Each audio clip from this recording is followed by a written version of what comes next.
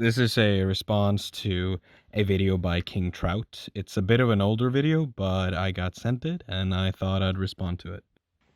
Oh my god, I'm so fucking sick of hearing this shit. America doesn't have a walkable cities. Yeah, no shit. We're a huge fucking country, and most of our country was developed after the invention of the automobile. In the words of the amazing Not Just Bikes, Americans aren't traveling from Fluffy Landing to Hump Tulips every day. Canadians aren't traveling from Dildo to Spasm every day. And Australians aren't traveling from Chinaman's Knob to Useless Loop every day. many of these things are only technically correct. Yes, technically, the first steam powered car was developed in 1769, 7 years before the US's founding, and therefore you could claim that the US was built and developed by, well, the car. However, I do have a list here of cities that existed before the first car: New York, Philadelphia, Montreal, Quebec City, Boston, Savannah, New Orleans. However, the first patent was in 1883 in Germany by Bertha Benz. The cities that existed before that patent was Houston, San Francisco, Chicago, Minneapolis, Denver, Detroit. Already we have a major disconnect. Now, if you're arguing for the widespread affordable car, which would make more sense, then that wasn't made until, well, Ford in 1903, in which the US had existed for over 100 years at that point. To imply that the US had no development or no proper development during this period is insane.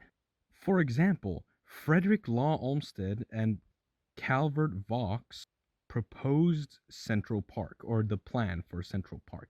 That park did not pop out of nowhere. It didn't exist suddenly. It was built, and it was not built with cars in mind.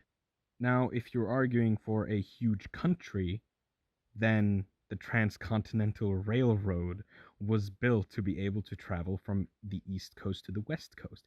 It finished construction in 1869, still before the first patent. The first tram was built in 1826. That was still before the first patent. America was not built for cars, nor even with cars. It was built way, way before cars. The first train itself in the US, the first train line was built in the 1830s. Now, in Europe, you guys were riding donkeys from your village to the next village over to go fuck your cousin for thousands of years. What's that? A carriage? To do what? Oh. Here in America, most of our nation was developed after we already had fucking cars. Now, I know education is legal in the US and all that, but don't even try to pretend like that is remotely true. Europe was heavily bombed during World War II, and still, many places rebuilt themselves to be walkable, specifically in places like Germany, Belgium, Netherlands, and so on. The US was not bombed, they bulldozed themselves. Take just a few seconds to look at Segregation by Design's website, and you will see the massive, stark difference between pre-car America and post-car America. And we are a huge country. China is larger, yet they have better transport system than the Americas.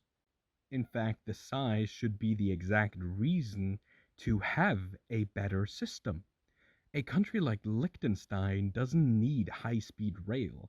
The US does. Canada does. Now, in the video, they're on the Grand Central Parkway in Queens. Assuming they're trying to get to the island of Manhattan, the walk they're attempting is like walking from one side of Paris to the other side of Paris. New York City's a huge fucking city. It's the biggest in America, 11th in the world, and it's 4.5 times larger than the largest city in Europe, which is Paris. We're New York, a country in Europe, By geographic area alone, not population, just geographic area, it would be the 42nd largest country in fucking Europe. We're a huge country. I live in Indiana. We're the 38th largest state. Were we a country in Europe? We'd be fucking 18th, baby. We're bigger than Hungary. And no one lives here. We're a huge country. You can't walk places. Get over it, you European losers. Sure, that's technically correct, but Paris does have a better transport system, and therefore it's difficult to compare the two. New York also does have a larger footprint, yes. However, geographical size does not reflect anything, really. Most of its geographical size derives from sprawl. If you take into account population in comparison to size, then the entire argument falls flat. If you take a city like Atlanta, you'll be seeing a much better picture. Atlanta's metro area is around 22,000 kilometers squared, while its population is only around 6 million. Now, Paris's metro area is around 11 million people. That is quite a difference. However, its physical size is only 18,000. How is that possible? Hmm, absolute mystery. There's also the question of the difference in population between Europe and the US. This naturally has to be addressed. And now we can move on. If you want to learn more about it, but don't have hundreds of years of city planning understanding and time to read into the long, long history of transportation and, as mentioned, city planning, here's a few easily consumable YouTubers.